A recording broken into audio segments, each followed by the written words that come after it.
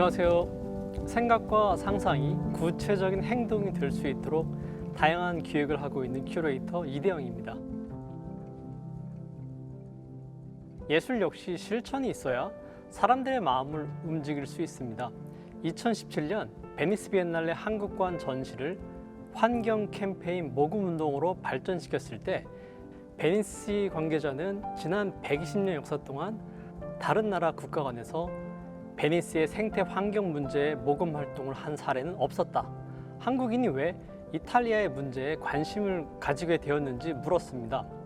당시 저는 문화와 예술 그리고 환경은 뿌리는 있지만 그 과실은 특정 국가의 자산이 아닌 전 인류, 전 세대의 자산이다. 당신 역시 한국의 경복궁, 석굴암을 직접 방문한다면 내 말의 의미를 알 것이다 라고 답하며 국경을 초월한 공감의 이유를 밝혔습니다. 또한 SBS D4럼에서 팬데믹 시대의 인류의 생존 조건의 핵심인 환경 문제를 사운드 아트로 재해석해 페르마타 팀을 결성해 점차 소멸되어가는 생태적 소리의 소중함으로 인류스의 문제를 들여다보았습니다. 그리고 작년 초에는 BTS의 다양성의 철학에 뜻을 함께한 전 세계 22명의 예술가들과 글로벌 5개 도시에서 커넥 BTS 프로젝트를 총괄 기획해 전 세계 1200여 개 매체가 음악과 미술이라는 장르를 넘어 연결의 가치에 주목하게 했습니다. 이렇게 제가 생각의 경계를 넘어 상상하고 그것을 실천할 수 있었던 원동력은 호기심입니다. 그리고 그 호기심의 출발은 언제나 예술 관련 책 읽기에서 시작됩니다. 저는 현재 예술의 사회적 역할에 대해 고민하면서 인문학적, 예술적 관점에서 기술, 미래, 환경, 메타버스 등 다양한 주제로 큐레이팅의 영역을 확장해 나가고 있습니다. 이런 저처럼 생각의 경계를 넘어 다양한 주제로 예술적 상상력의 영역을 확장해 나가는 도서관이 있는데요. 이번에 제가 소개해 드릴 곳은 의정부 미술도서관입니다. 2019년에 개관한 의정부 미술도서관은 미술관을 품은 도서관, 도서관을 품은 미술관을 슬로건으로 세우며 미술과 책이 융합된 새로운 패러다임을 제시한 국내 최초 공공미술 도서관입니다. 이렇게 공공미술 도서관이 건립될 수 있었던 배경에는 의정부시라는 지역 자체가 이미 예술을 품은 도시였기 때문에 가능했던 것 같습니다. 청상병 예술제, 회룡문화제, 의정부 음악국축제 등 문화예술 행사가 다채롭게 열리는 의정부시는 이중섭, 김환기, 유영구, 장욱진, 이규상, 백영수로 대표되는 신사실파 6인 중 한 사람인 백영수 화백이 2018년 작고할 때까지 왕성하게 활동하던 도시이기도 합니다. 미술가가 사랑한 도시인 만큼 의정부시 지역 주민들 역시 지역 안에서 미술을 체험하고 향유하고 싶은 마음은 가득했을 것입니다. 하지만 그동안 시내의 공립미술관은 부재했고 미술 문화를 위한 시설은 매우 열악한 실정이었습니다. 이에 의정부시에서는 시민들의 진심 어린 요구에 화답하듯 미술 분야의 공공성을 강화한 미술 특성화 도서관을 건립할 수가 있었습니다. 한마디로 시민에 의해 지어진 시민을 위한 문화 공간이라고 말해도 과언이 아닐 것입니다. 의정부 미술도서관은 2645제곱미터의 부지에 지하 1층, 지상 3층의 건물로 지어진 도서관으로 공간의 변화가 도서관 문화를 바꾸고 시민의 삶을 변화시킨다는 모토를 가지고 디자인하였습니다. 일단 외관을 보면 언뜻 태극 모양을 볼 수 있는데 이는 도서관과 미술관이라는 서로 다른 객체의 조화를 의미합니다. 내부로 들어오면 중앙에 원형 계단이 있습니다. 이는 연결을 의미합니다. 생각의 연결, 지식의 연결, 사람과 사람의 연결, 책과의 연결. 그래서 되도록 도서관 내부에 벽을 세우지 않았고 벽에 있더라도 공간의 활용도를 높일 수 있는 이동형 벽체를 사용했습니다. 또한 도서관 어디에든 유리벽을 통해 자연 속에 있는 듯한 개방감을 주고 있습니다. 이러한 모습은 의정부 미술도서관이 개방과 소통을 중요시하며 공간의 변화가 도서관 문화를 바꾸고 시민의 삶을 변화시킨다고 믿고 있기 때문입니다. 즉, 융합, 연결, 확장은 의정부 미술도서관 건축의 컨셉이며 도서관을 통해 책과 사람, 사람과 사람이 자유롭게 만나고 영감을 받을 수 있도록 디자인했습니다. 그 결과 2020년 한국건축문화대상 우수상과 2021년 한국문화공간상을 수상하기도 했습니다. 의정부 미술도서관은 도서관 장소의 30%를 예술 전문 도서로 구성하여 미술 특화 도서관으로서의 전문성을 높였고, 신사실파 관련 자료와 국립현대미술관과 서울시립미술관의 전시도록을 스페셜 컬렉션으로 수집하여 도서관을 방문하는 일반인들뿐만 아니라 저와 같은 전문가에게도 도움이 될 수 있도록 자료를 수집하고 있습니다. 도서관을 공간적으로 살펴보면 일단 공간과 가구를 가장 먼저 마주하게 됩니다.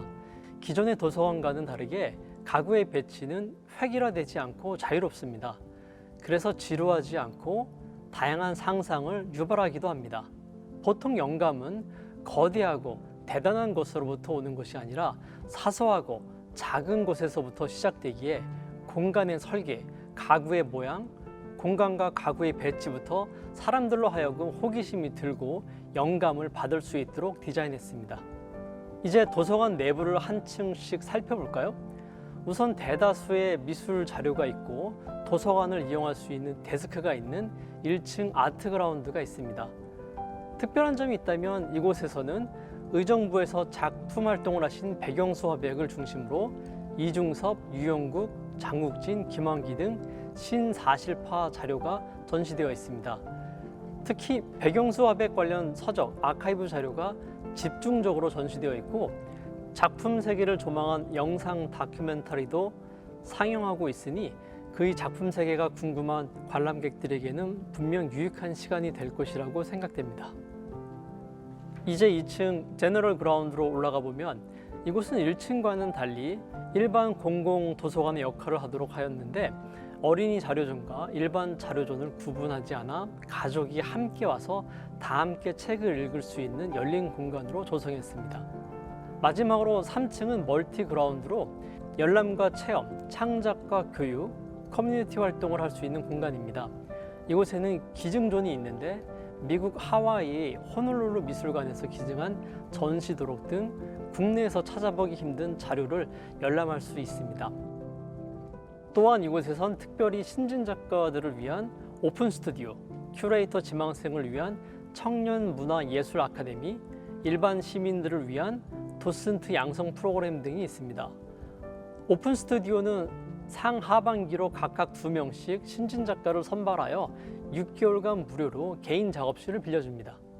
이처럼 건립 단계부터 미술 분야와 지역 주민들의 문화 향유를 위해 설계된 의정부 미술도서관은 도서관이 조용히 독서만 하는 곳이라는 편견에서 벗어나 시민의 광장으로 공간의 정체성을 변화시키는 데 큰 역할을 하고 있습니다. 여기까지 공간의 혁신, 연결의 가치를 실현하는 국내 최초 미술 분야 공공미술 특성화 도서관 의정부 미술도서관이었습니다. 여러분들은 최근 어떤 책을 읽어보셨나요? 저는 아무래도 제 전공 분야 서적과 최근 관심을 갖고 있는 주제에 대한 도서를 주로 보는 것 같습니다. 이 시간 몇 권의 책을 여러분들에게 추천드려 보겠습니다. 첫 번째로 저자 최강진의 한국의 미학이 있습니다. 제가 한창 미술사 미학을 공부하던 1990년대에 대형 서점에 가봐도 서구 미학에 관련된 책자는 있어도 동양의 미학, 그중 한국의 미학을 다루는 책은 쉽게 구하기 어려웠습니다. 그러다 보니 상대적으로 서구 미학에 대한 콤플렉스가 마음속에 커져갔는데요. 하지만 2015년 최강진의 한국의 미학을 만나게 되었고, 저는 개인적으로 이전에 갖고 있던 콤플렉스들을 해소할 수 있었습니다. 정말 갈증의 담비와 같은 책이었었죠. 이 책은 서구와 동양의 차이를 비교하고 동양 안에서는 중국 그리고 일본과 비교해 한국의 미학을 보다 선명하게 묘사하고 있습니다.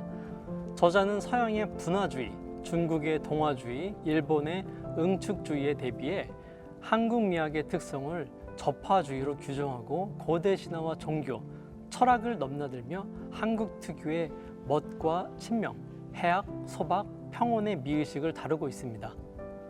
서양, 중국, 일본과 다른 한국 문화의 정체성과 비교 미학에 관심이 있으신 분들은 꼭 한번 읽어보기를 권합니다. 두 번째 추천 도서는 저자 강수미의 다공예술입니다. 지난 20년 한국의 현대미술은 디지털 테크놀로지가 가져온 사회 관계망 속에서 예술이 만들어지고 경험하는 방식으로 변화했기 때문에 미술의 지용도를 파악하기 위해선 그 변화 역시 반드시 추적해야 합니다. 이 책은 사회학, 과학, 철학, 예술학까지 방대한 참고 문헌을 기반으로 한국 현대미술의 지난 20년을 압축해 놓았습니다. 마치 거대한 도서관을 한 권의 책으로 만들어낸 것과 같습니다.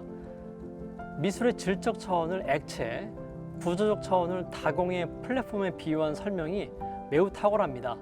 평론가의 입장, 예술가의 입장, 그리고 무엇보다 새로운 전시 기획을 위한 인사이트를 원하는 큐레이터 입장에서 21세기 필독서라고 할 수 있습니다. 세 번째 추천 도서는 방송인으로도 유명한 타일러 라쉬의 두 번째 지구는 없다입니다. 이 책은 환경 문제에 대한 책인데요. 사실 저 역시 산골마을에서 어린 시절을 보냈기 때문인지 인간이 자연의 일부이며 연결되어 있다는 시각을 가진 저자의 이야기에 더욱더 공감할 수밖에 없었습니다. 이 책을 읽을 때가 마침 SBS D4럼에서 사운드 아트 프로젝트 페르메타를 준비 중이었기 때문에 환경 문제에 대한 타일러의 집요한 연구와 행동에 동참하고 싶어서 저 역시 전기차도 구매 예약하고 오래된 바지도 수선해서 입고 새로 준비할 책도 더 환경적으로 지구에 유익할 것을 찾게 되었습니다. 저자는 매우 구체적인 정보를 통해 행동을 촉구합니다. 청바지 하나 만드는데 7,000리터의 물과 다량의 화학 물질이 사용되고 지구 온도가 6도씩 올라가면 생명체의 95%가 멸종한다고 하는 등 실제적인 정보를 알리며 지금 이 순간 나 한 사람의 작은 실천이 세상을 바꿀 수 있다는 메시지를 일관되게 전하고 있습니다. 어쩌면 저자가 프롤로그 앞에 써놓은 나의 조카들 레일라와 키어런의 미래를 생각하며 라는 짧은 문구가 이 책에서 가장 하고 싶었던 메시지가 아닐까 생각합니다. 환경 문제는 결코 다른 누군가의 문제가 아닌 우리 모두가 반드시 고민하고 함께 풀어가야만 하는 미래 세대를 위한 공통의 과제입니다. 네 번째 추천 도서는 저자 문서영의 광대하고 게으르기입니다. 이 책의 저자인 문서영 기자는 영문 기사에서 한글 칼럼까지 어떤 기사든 실제 사람들을 인터뷰하고 그곳에 가서 체험해야 직성이 풀리는 매우 부지런한 사람입니다. 그리고 석사학위 세계가 말해주듯 학문적 호기심 역시 매우 많은 사람인데요. 그런 그녀가 자기 자신과는 조금 어울리지 않는 제목으로 에세이 책을 발표했습니다. 저는 이 에세이를 앉은 자리에서 한 번에 다 읽어 내려갔습니다. 그만큼 쉽고 재미있게 읽히는 책입니다. 이 책을 보면서 저자의 용기와 진솔함, 날카로움과 냉정함, 그럼에도 그 속에 배인 따뜻함을 함께 느낄 수 있었습니다. 특별히 오멜라스를 떠난 사람들이란 에피소드에 빗대어 한국 체육계의 문제를 지적하는 센스가 탁월합니다. 또한 가짜뉴스, 마녀사냥, 스토킹 등 많은 사회 문제를 합리화하는 한국의 3대 속담인 아닌 땐 굴뚝에 연기나라, 암탉이 울면 집안이 망한다, 10번째가 안 넘어가는 나무는 없다 등의 속담이 가져올 수 있는 사회적 문제에 대한 그녀의 비판적 의견에도 고개를 끄덕이게 됩니다. 그만큼 이 책은 많은 사람들이 공감할 수 있는 책입니다. 바쁘시더라도 잠시 시간을 내어 천천히 게으르게 이 책을 읽으며 세상을 둘러보는 것도 좋을 것 같습니다. 마지막으로 추천할 도서는 저자 김대식의 인간 대 기계입니다. 두제 인공지능이란 무엇인가가 말해주듯 이 책은 어려울 수 있는 인공지능에 대한 가장 명쾌한 통찰력을 제공하는 책입니다.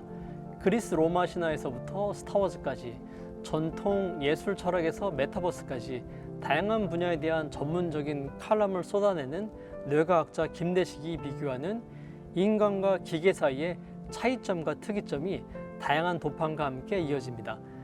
지금 이 시대 미술 분야 역시 인공지능의 도움이 필요한 시점입니다. 그렇기에 더더욱 인간과 기계의 차이를 확인하고 어떻게 하면 창작의 영역을 지켜낼 수 있을 것인지 고민하고 생각하는 것이 중요하다고 생각합니다. 앞으로는 인공지능 없는 미래를 상상할 수 없으므로 더 이상 인공지능과의 대결이 아닌 공존을 목표로 삶을 살아가기에 우리 역시 다양한 준비를 해야 할 것입니다. 여기까지가 제가 추천하는 도서인데요. 여러분께 의정부 미술 도서관을 소개해드리고 제가 애정하는 책까지 소개해드릴 수 있어서 즐거웠습니다. 저는 큐레이터 이대영이었습니다. 감사합니다.